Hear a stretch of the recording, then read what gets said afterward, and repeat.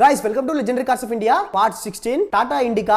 వీడికి ఒక emotional story అయితే ఉంది. అది 1998 ఫారెన్ కార్స్ ఇండియన్ రోడ్స్ పైన షో చేస్తున్న టైం అది. వాటికి ధీటుగా సమాధానం చెప్పాలని రతన్ టాటా టాటా ఇండికాని ఇండియాలో లాంచ్ చేశారు. కానీ ఫెయిల్ అయిపోయాడు. ఎందుకంటే కొత్తగా లాంచ్ చేసిన ఇండికాలో quality issues and mileage issues వచ్చాయి. సో ఈ మోడల్ అనేది కంప్లీట్ గా ఫెయిల్ అయిపోయింది. 1999 లో ఫార్డ్ కంపెనీ వచ్చి టాటా కంపెనీని అక్వైర్ చేస్తామని చెప్పారు. దానికి రతన్ టాటా ఒప్పుకొని సైన్ చేద్దామని యూఎస్ వెళ్ళినప్పుడు ఫార్డ్ CEO మీకు కార్లు తయారు చేయడం రాదని రతన్ టాటా గారిని దారుణంగా అవమానించారు. వెంటనే రతన్ టాటా ఆఫీస్ నుంచి బయటకు వచ్చి అది ఒక సవాల్ గా తీసుకున్నాడు. మళ్ళీ టాటా ఇండికాని రీబిల్డ్ చేద్దామని డిసైడ్ అయ్యాడు. ఈసారి ఫుల్ గా రీసెర్చ్ చేసి ఇండికాకి అన్ని ఇంప్రూవ్ చేసి ఎర్లీ 2001 లో టాటా ఇండికా V2 ని ఇండియాలో లాంచ్ చేశాడు. ఈసారి V2 గానికి ఫుల్ సేల్స్ వెళ్ళిపోయే దుమ్ము లేపేశాడు. టాటా బ్రాండ్ ఇమేజ్ ని అమాంతం లేపేశాడు.